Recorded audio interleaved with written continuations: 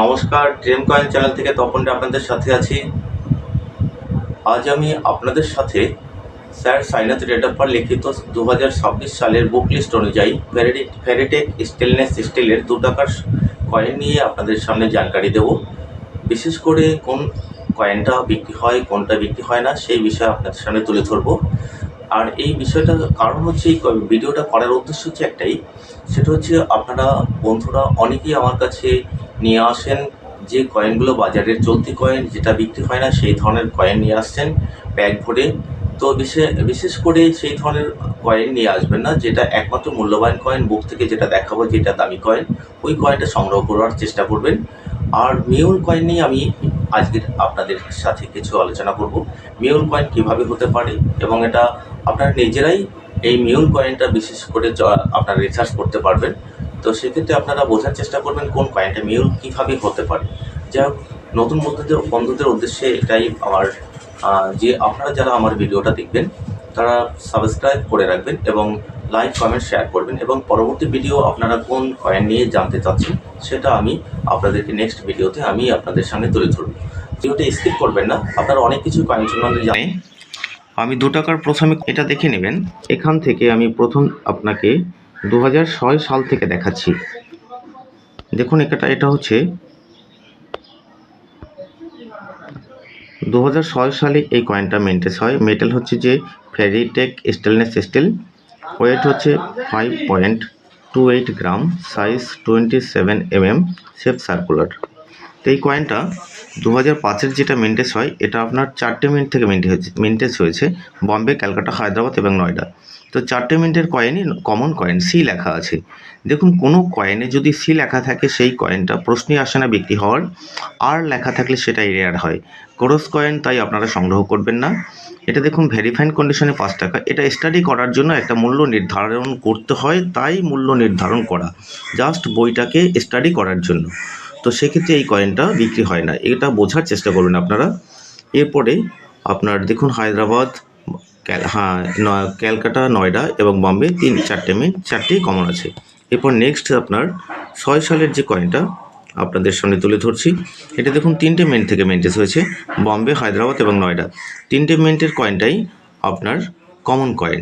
সেক্ষেত্রে এই কয়েনটাও সেম, এটা বিক্রি হবে না, তো বরঞ্চ এটা সংগ্রহ করার কোনো প্রয়োজন নেই।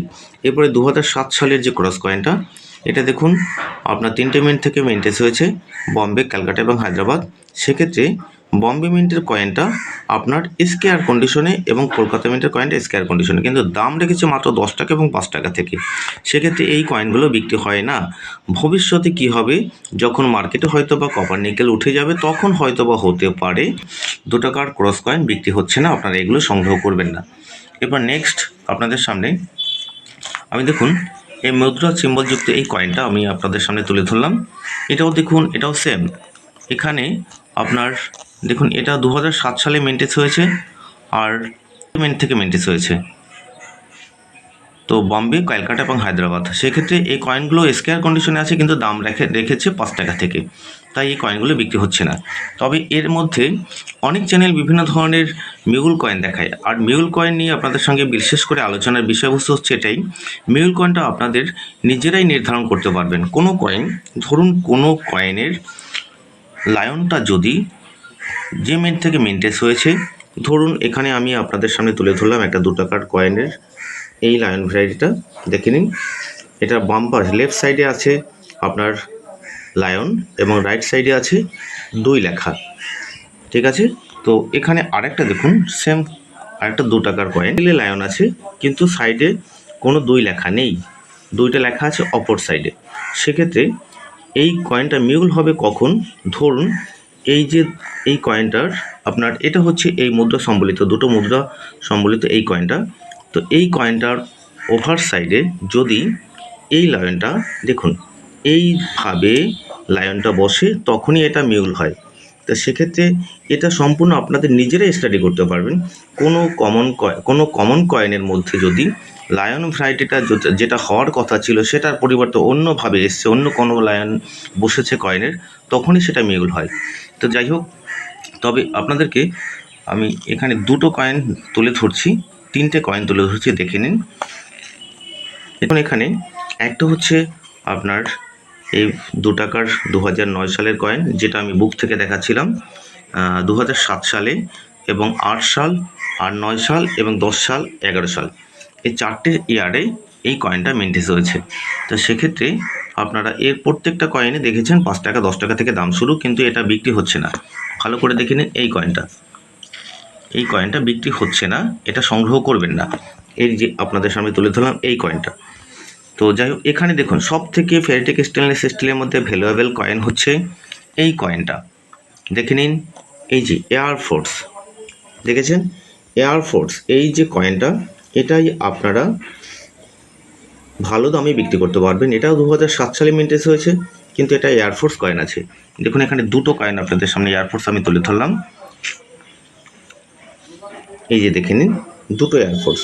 তো এই দুটো এয়ারফোর্স আপনারা এই ধরনের কয়েন যদি পেয়ে থাকেন, তখনই এটা আপনারা ভালো দামে বিক্রি করতে পারবেন।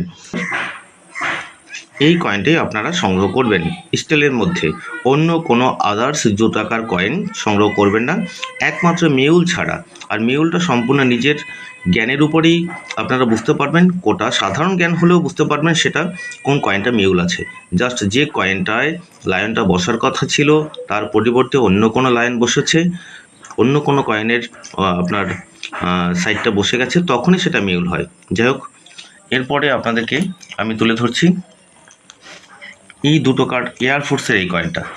তাই স্টিলের কয়েনটি আপনাদের সামনে তুলে ধরলাম। দেখুন, ইন্ডিয়া এয়ারফোর্স প্ল্যাটিনাম জুবলি 1932 এবং 2007 প্ল্যাটিনাম জুবলি উপলক্ষে এই কয়েনটা 2007 সালে মিন্টেজ হয়। এটা দেখুন মেটেল ফেরিটেক স্টেনলেস স্টিল, ওয়েট হচ্ছে 5.62 গ্রাম, সাইজ 27 mm, শেপ সার্কুলার।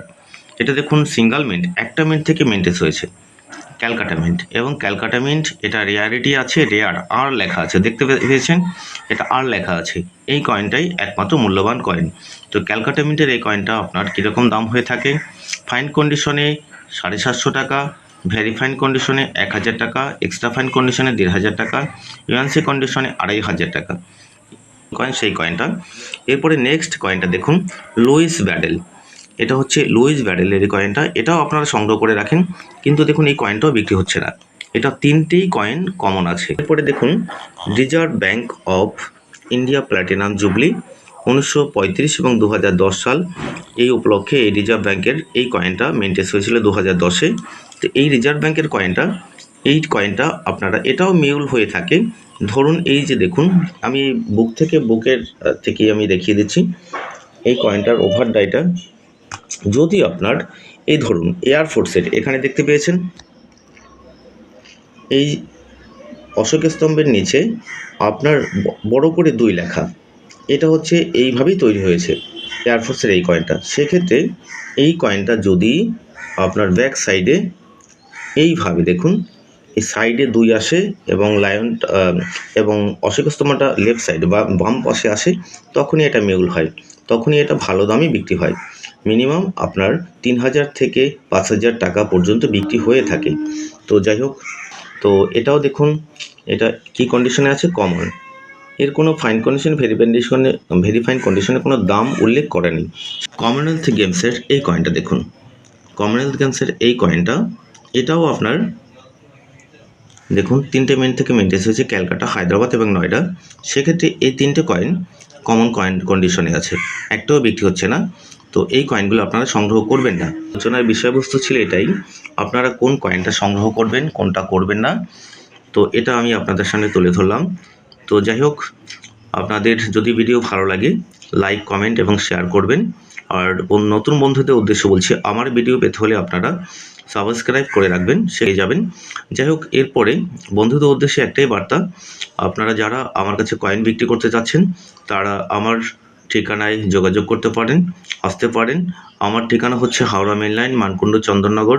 এটা চন্দননগরের আগের স্টেশন মানকুণ্ড, শেওড়াফুলি জংশন থেকে 2টো স্টেশন পরে মানকুণ্ড, এবং ব্যান্ডেল জংশন থেকে 3টা স্টেশন পরে হচ্ছে যে মানকুণ্ড নেমে চণ্ডীতল ওপেন ক্লাব বললেই হবে। এটা আপনারা যদি না বুঝতে পারেন আমাকে ফোন করবেন, আমি ডিটেলস আপনাদেরকে জানিয়ে দেবো।